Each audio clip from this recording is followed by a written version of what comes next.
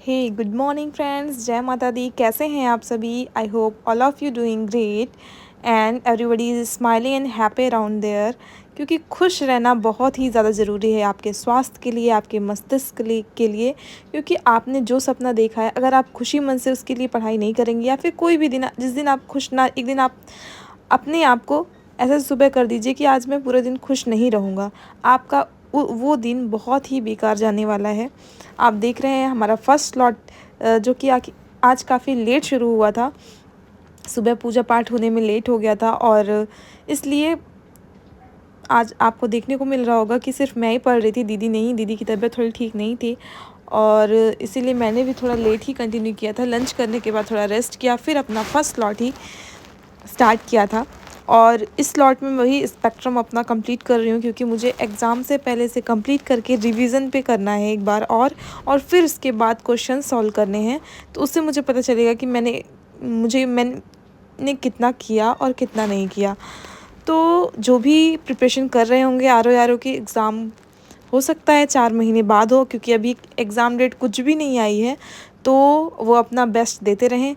प्रतिदिन कुछ ना कुछ पढ़ते रहें। ऐसा अपने कोई भी दिन ऐसा ना जाने दें कि उनकी कुछ भी पढ़ाई ना हो।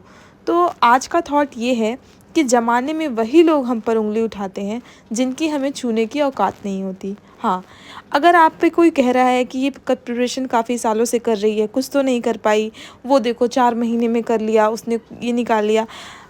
आपने देखा होगा कि कल यूपीएससी का रिज़ल्ट आया, उससे काफ़ी घरों में स्टोरी चल रही होंगी कि उसके बच्चे ने निकाल लिया, आपने नहीं निकाला।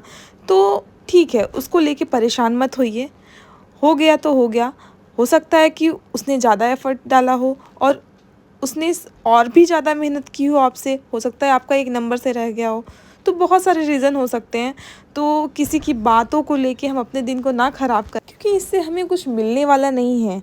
हमारा लॉस ही होगा और हमारा दिन ख़राब जाएगा, टेंशन बैठेगी हमारे दिमाग में। इसलिए अपने आप को हमेशा पॉजिटिव वे में रखें।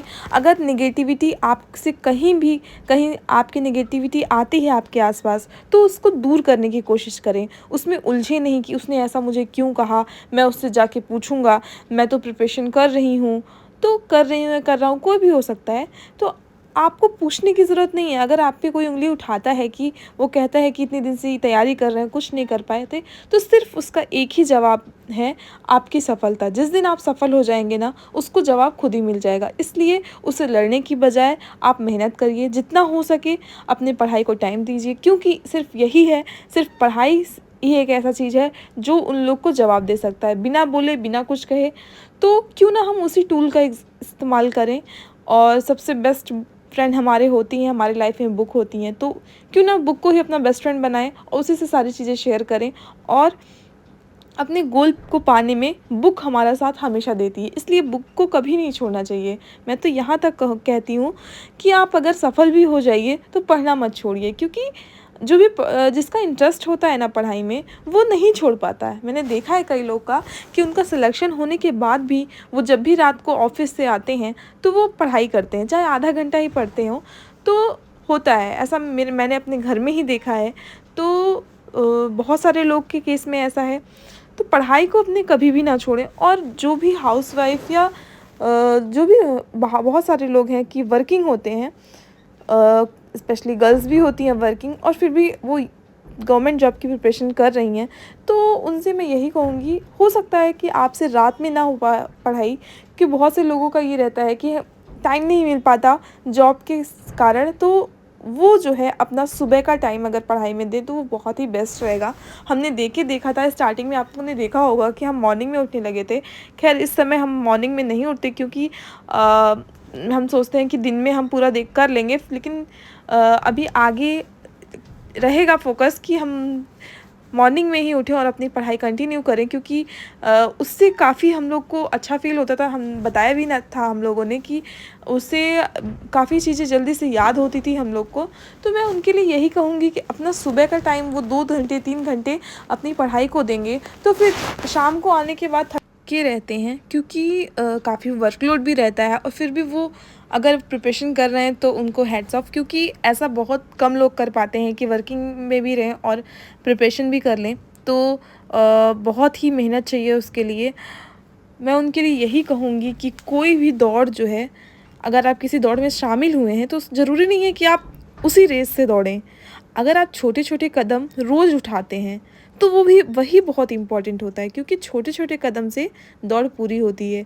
वैसे ही छोटे छोटे स्टेप से हम अपनी लाइफ में बड़ा बदलाव और एक अचीवमेंट पा सकते हैं। जैसे आपका कुछ जो गोल होगा उसे आप पा सकते हैं ईजिली, क्योंकि आपने रैबिट और टॉर्टोइस की स्टोरी सुनी ही होगी।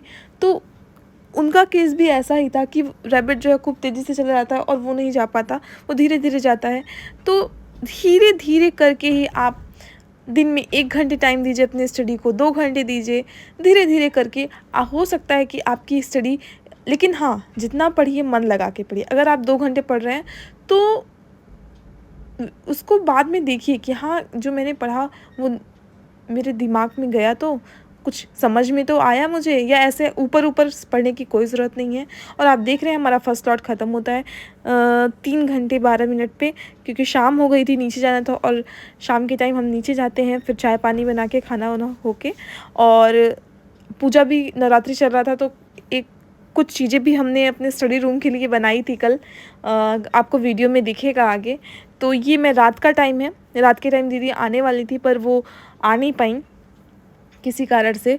और आपको देख रहे होंगे रात के टाइम मैंने पढ़ाई कंटिन्यू तो की, पर वही है ना, जब साथ में कोई रहता है पढ़ने वाला तो काफ़ी अच्छी पढ़ाई होती है, मैंने एक्सपीरियंस किया है।